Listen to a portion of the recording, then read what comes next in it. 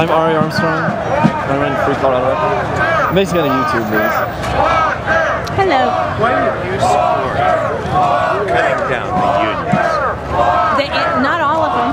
I am a union person. I'm not an NEA person. I think that there are workers' unions that still has a place, but not theirs. They've This is usurped. dangerous. NEA has completely usurped. Oh, If you balancing your budget is dangerous. If you want to tell me your name and spell it and tell me where you're from. I'm Kathy, K-A-T-H-Y, Welch, W-E-L-C-H. I live in Elbert, Colorado. Okay. So what motivated you to come down to the bottom of the steps at the rally today? Because there needs to be a voice against the thuggery of the unions, and NEA has completely usurped the whole total idea of what representation should be. They don't represent, they try to legislate, they spend their money, they spend the money of the people, like me, who don't agree with them, for candidates that we don't support. So you've been in the classroom. One criticism I've heard is that administrators and unions have more power than the teachers in the classroom. Do you see that as a legitimate concern? Is that your experience? I've worked in Colorado for 20 years, and the administrators that I've worked under have listened to us. We've been able to negotiate with them without a collective bargaining. I've worked both with under collective bargaining, and I've worked without collective bargaining, and we've managed to get Colorado, let's face it, was 35th when I ended my career in the United States for salaries for teachers. It's terrible. It's appalling. But the union isn't helping that. Now that they have Ritter, I understand, just before he left, allowed collective bargaining to come in, but I don't see that that's helping a bit, and I don't think it will. So I think, for example, Governor Walker, Governor Casey, they need to balance their budgets, and if we could get rid of the NEA, that would be a big help. So some people argue that they ought to raise taxes to meet the budget deficit. What do you see as the way for our state and other states who are having budget problems to meet those challenges? Yeah, a lot of people do think that we should raise taxes, and that would be the antithesis of what is needed, because our businesses will just flee. I mean, they can't afford it as it is. Our economy is bad right now, so raising taxes is a double whammy on them. Right now, public workers are better paid, have better job security, better retirement benefits, and that's a situation we can no longer afford. We value the contribution of our public workers, but the political influence of the labor bosses is a corrosive influence.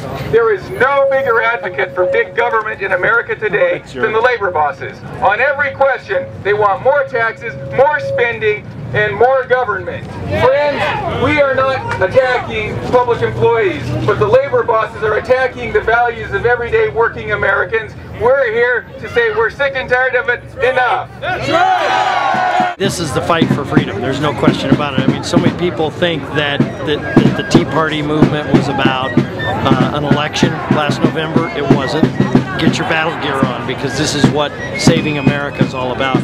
We've got to fight. I mean, how people could make the argument that we can't fight to balance a budget when there's a $3.6 billion deficit in the state of Wisconsin, and that somehow it's okay that the President of the United States sticks his nose in that fight.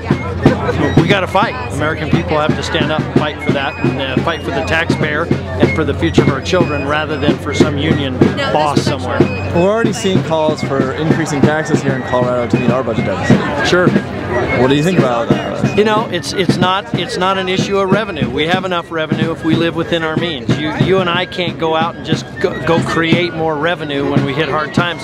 We cut back on expenses. We decide if we get rid of cable or we turn the thermostat down a little bit. Government needs to make those same choices. They need to stop trying to force unemployed Coloradans at a time when we have thousands, tens of thousands perhaps 100,000 unemployed people in Colorado, and we're going to ask them to not to go raise taxes on them. They don't have a job.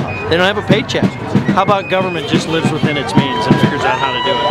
Well, up at the top of the steps, they're arguing that unions are needed to maintain a strong middle class, protect workers, establish things like fair hours and so on. Do you think that those sorts of union powers are important to worker protection? Well, you know, first and foremost, the unions we're talking about are public employee unions. These are people that shouldn't have the right to strike. They shouldn't have the right to walk out. It's immoral to leave a school kid not learning in a school while you're out on the Capitol steps protesting somewhere. These folks should be just like the PATCO workers and air traffic controllers and others. That's a different situation than a collective bargaining situation with a private company. And so as much as they want to make it about that, it isn't about that, and the American people understand and know that. I just want to stand in solidarity with Governor Walker. I think what he's doing is pragmatic. It's about time. He's not doing it to be punitive. He's doing it because he has a budget that he has to take care of. And the teachers who are protesting for their own benefits, which, you know, everyone has a right to express themselves, but the teachers are now paid very well by people who have no pensions, no health care. You know, in the private sector, we're all losing our benefits, and we're paying for their benefits. The Walker's only asking them to pay for a small percentage of both of the health care and the pension benefits. And without the ability to get rid of collective bargaining, the different smaller municipalities cannot affect these changes. So he's not just being a jerk. He's not just being, you know, it's not the whole Obama, we won so we get to do it.